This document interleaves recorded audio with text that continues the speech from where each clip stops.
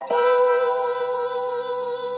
love when I'm gone, when I've said my last goodbye. Who gets your love?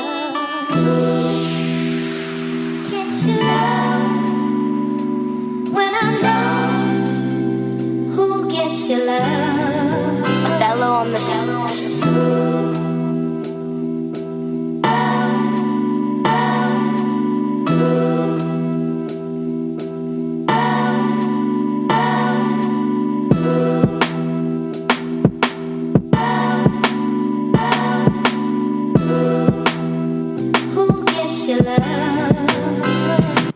What's going on, y'all? Welcome to Your Connect.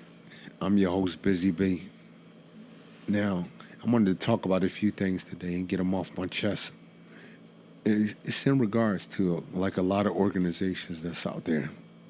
A lot of organizations that's out there that I'm trying to be helpful with, trying to be patient with, and trying to volunteer my time with. Me, being a quadriplegic, paralyzed from the shoulders down, also on a ventilator, trying to call down and get in touch with a couple of them to share my story with the youth. I call down there, and it starts off going like this. First of all, dealing with the school district of Philadelphia is a nightmare because they're not always reliable. It starts off like, well, you contact them, they say they're going to transfer your message to someone else. Okay, I give it about 2 days. Call back because I get no response. And then they tell me, well, we have to transfer you to someone else. Transfer me to someone else, okay. I'm being a little patient. Now, I'll wait a couple of more days, call back. It says that person didn't get your message, then we have to transfer you to someone else. It's like, y'all realize I'm trying to volunteer my time and share my experience with you guys, with the kids, with the youth that you guys are probably in the school complaining about and having problems with. So,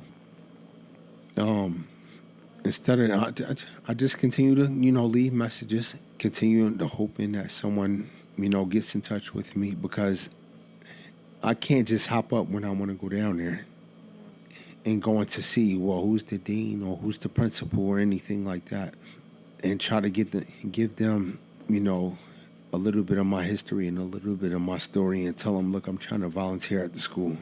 And one lady, she told me, look, you have to call every Philadelphia school on your own. I laughed at her. You know what I'm saying? Lady, you know how many damn schools there are in Philadelphia? So I got to call every school individually on my own, which I did try.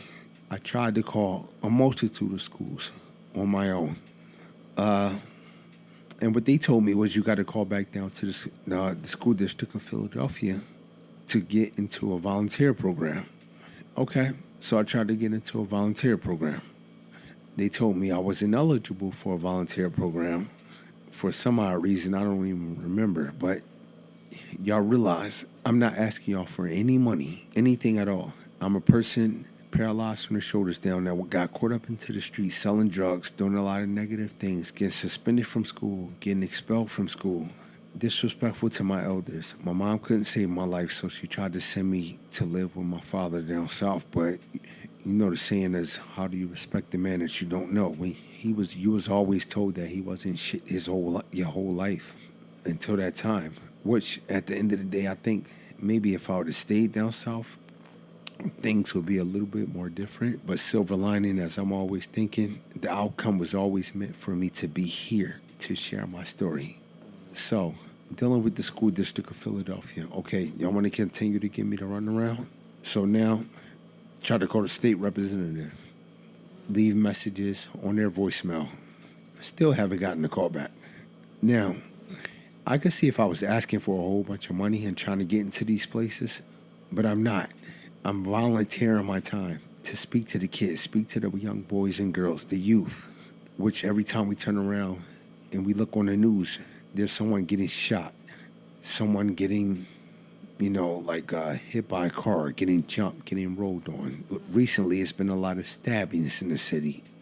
So I'm trying to help, starting in my city of Philadelphia.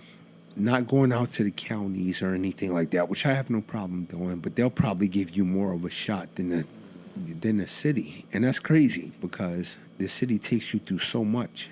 Now, the next organization was the Boys and Girls Club. Okay. You know what? No. Let me go to the Police Athletic League. I'll get to the Boys and Girls Club in 1 second. The Police Athletic League. I've spoken there a couple of times. It's been a while since I've spoken there because I've had a awkward year, knowing that this is an end of the year podcast. I've had one of those just crazy years that I'm just waiting for 2019 so things will be, it's no New Year's resolution. It's just things will be better than last year. That's all I'm hoping.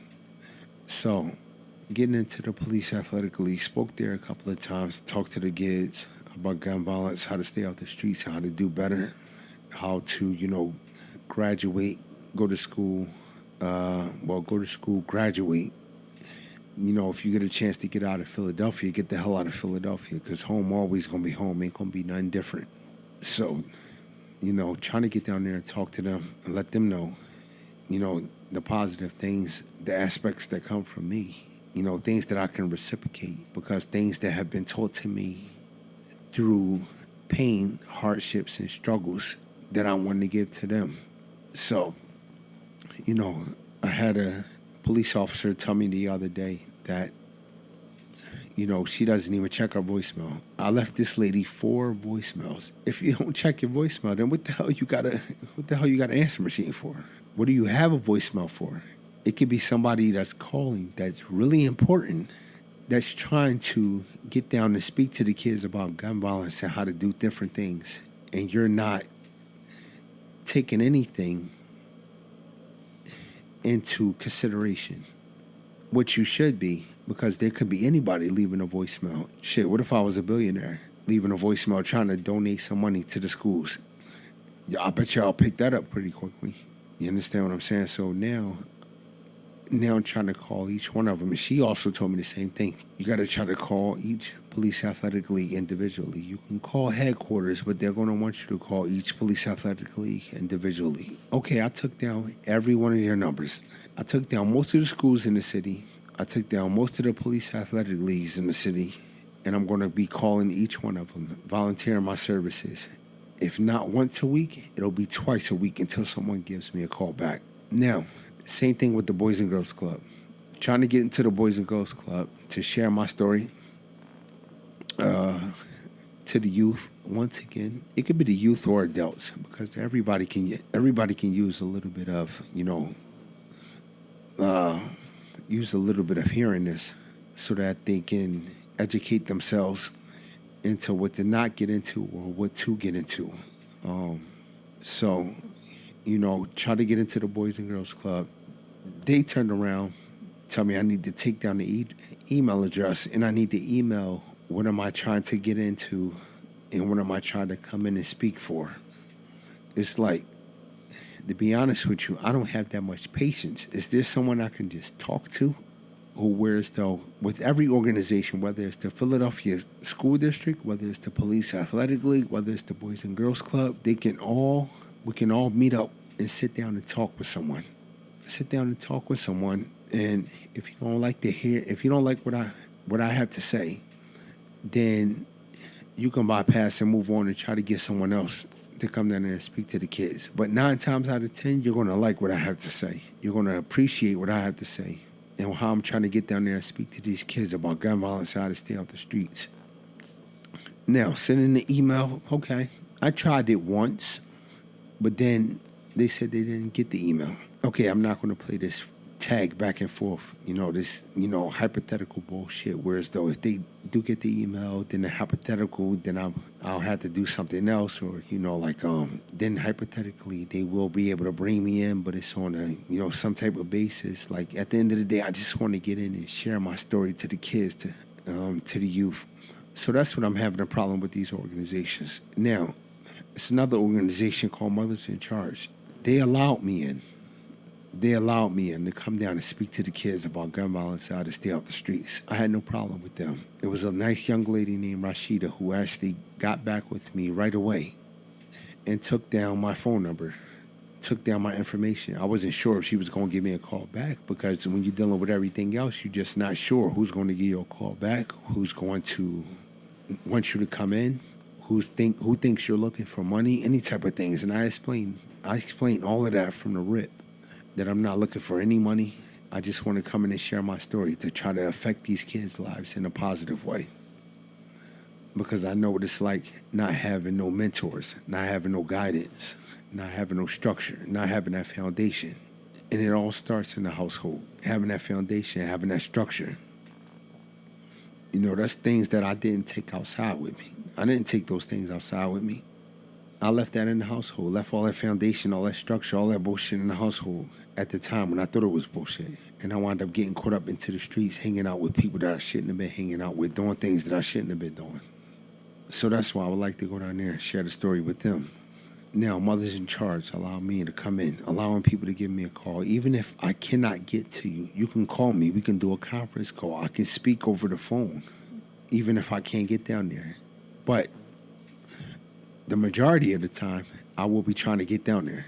My goal is to get down there so I can look the kids eye to eye, face to face, so I can let them know this is what happened, so they can see me, see the wheelchair, see the ventilator, understand that it's not a game. You can either end up in dead, serving 10 years, 5, 15, whatever, in jail, or you can end up in my position. But not everyone gets a second chance ending up in my position. So that's what I'm here to share my story for, to let them know that, listen, I was given a second chance at life.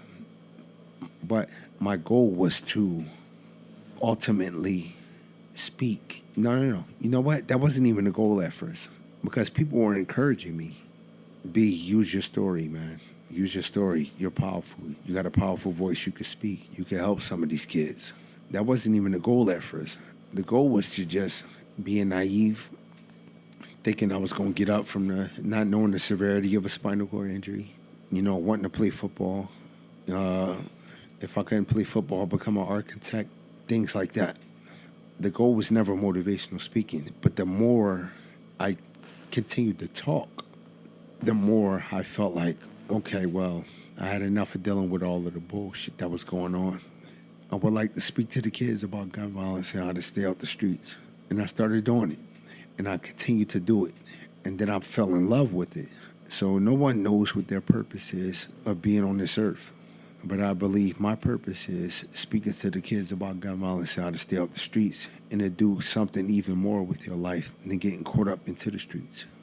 So, you know, like even being a peer mentor down at McGee Rehabilitation, I am a peer mentor. So whenever they come to calling and they need my help, whether it's speaking to a person that just got injured, that just became paralyzed, that have not just became paralyzed, but whatever they're going through, I hop up, I get down there, I meet with them face to face, and I speak to them. Just letting them know that there is light at the end of the tunnel. You can live. This is not the end-all, be-all. Get your ass up, give it a try, and let these people help you. I get 2 questions when I do volunteer work like that. The 2 questions are, will I ever be able to walk again? And I always let them know, if I was able to answer that, do you think I'll be in this damn wheelchair right now? The second one is, do you think I'll be where you are? I can answer that as well, because I went through my peaks and valleys, my depression, everything that I went through. And on the outside, listen, how can I say it? Well, I went through the pain.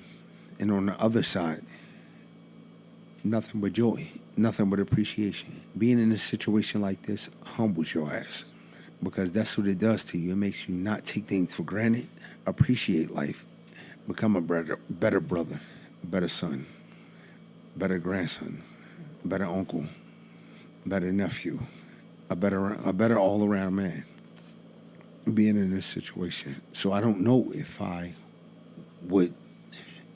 life would be different, if I would be still on my feet. I just know I wasn't headed down the right path at that time. So, listen, what I need for you guys to do is to try to just let me in. Just let me in. I'm not looking for any money. I have a website that you can go to. It's called blessedforgreatness.com. That's BLESSED 4 greatness.com. Also, I always live by a quote. If you have faith, you have hope. You have hope, you have a chance. And that's all we can ask for in life. Strength builds character. I really believe so. Everything that you go through builds the character that you have. You can either let something like this defeat you, or you can conquer it. In my end, it's been 16 years. January 11th, 2020 coming up, it will be 17 years, that I've been in this situation. I've been speaking for about 13, 14 years. I've been a peer mentor for about 10 years. So life is my best teacher. I didn't go to school then. I don't have a college degree or anything like that. My best teacher was life. I believe that is your best teacher, period. Being in a situation like this, or being in any situation, because you'll only learn from going through the experiences that you'll go through. So getting into these organizations, I just hope that, one day somebody listens, somebody hears something like this, and they hear one of these podcasts, and they can hear or go to the website, which is there's more than one podcast shot on there. There's a multitude of them. And they could just, try to find a way to get in touch with me, which my number is on the website. And you can get in touch with me. And like I said, y'all don't have to invite me down. We can meet face to face. And if you don't like to hear what I got to say, then you could bypass and try to look for someone else to come speak. If you do, 9 times out of 10, you will. I guarantee it. Then you'll want me to come down and speak to the kids. But I just want to cut through the red tape, because there's so much red tape that we have to go through, that I have to go through in order to get down there. So remember, holla at your boy. I'm your connect. Get your love when I'm gone, when I've said my last goodbye. Who gets your love? Get your love when I'm gone. Who gets your love? Othello on the